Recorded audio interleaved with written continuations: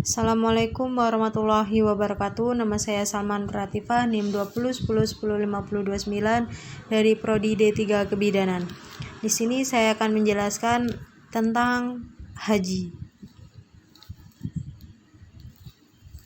Apa itu haji? Haji adalah ziarah Islam tahunan ke Makkah, kota suci umat Islam, dan kewajiban wajib bagi umat Islam yang harus dilakukan setidaknya sekali seumur hidup mereka oleh semua orang yang muslim dewasa yang secara fisik dan finansial mampu melakukan perjalanan dan dapat mendukung keluarga mereka selama ketidakhadiran mereka. Berikut adalah dalilnya. Bismillahirrahmanirrahim. Al-hajju ashhurum ma'lumat faman farada fihinnal hajja fala rafatha wala fusuqa jidala fil hajj wa ma taf'alu min khairi ya'lamhullah wa tazawwadu fa inna khairaz zadi taqwa wattaquni ya ulil albab. Quran Surat Al-Baqarah ayat 197. Musim atau waktu haji adalah beberapa bulan yang dimaklumi, yaitu bulan Syawal, Zulqa'dah, dan 9 Zulhijjah.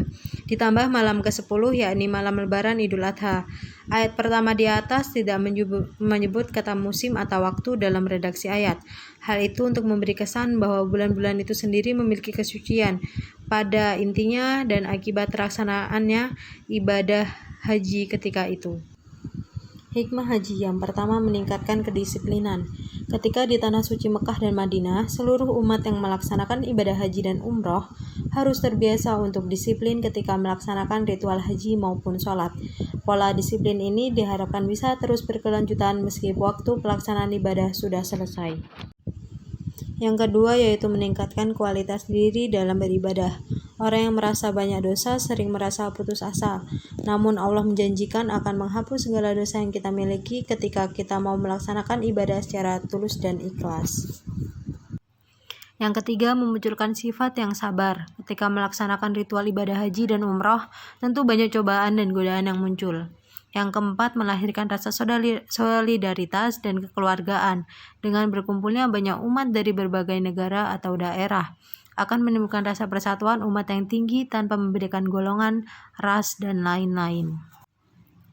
Hakikat haji sendiri yaitu pada dasarnya adalah suatu tindak mujahadah atau upaya jiwa yang sesungguhnya untuk memperoleh kesadaran musyahadah atau penyaksian, yakni proses kegigihan seorang hamba mengunjungi Baitullah sebagai sarana bertemu atau liqa dengan Tuhan.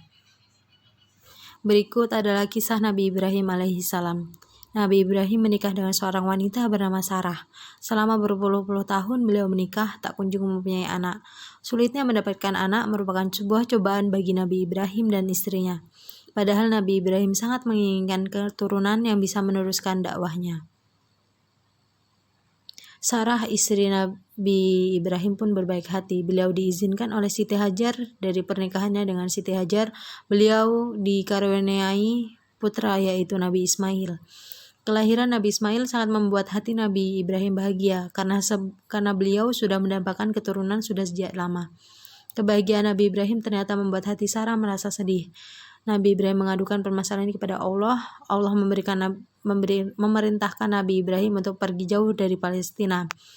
Kemudian malaikat Jibril turun ke bumi untuk mengantar kepergian Nabi Ibrahim, Siti Hajar dan Nabi Ismail. Sampailah mereka di sebuah tempat gersang, sepi tak berpenghuni.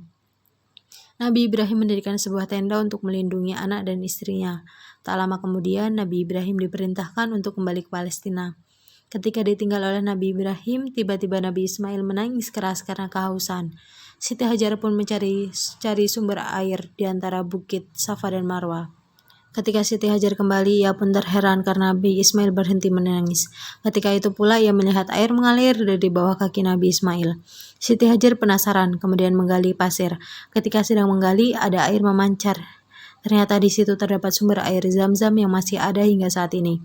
Beberapa tahun kemudian, dikala Nabi Ibrahim dan Siti Hajar sudah berkecukupan, Nabi Ibrahim mendapatkan wahyu dari Allah untuk menyembelih anaknya.